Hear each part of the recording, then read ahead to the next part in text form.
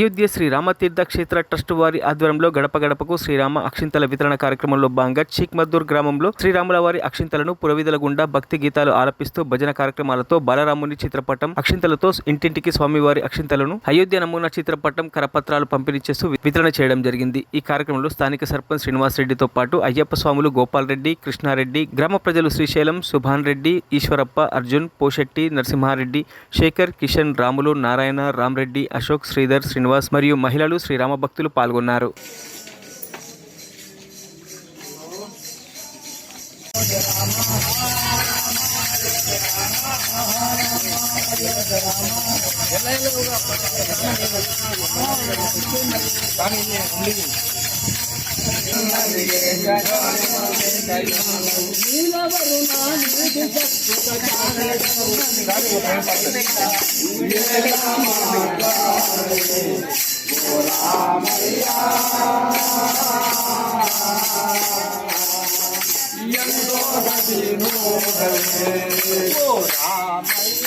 మరిన్ని అప్డేట్స్ కోసం మా ఛానల్ని సబ్స్క్రైబ్ చేయండి.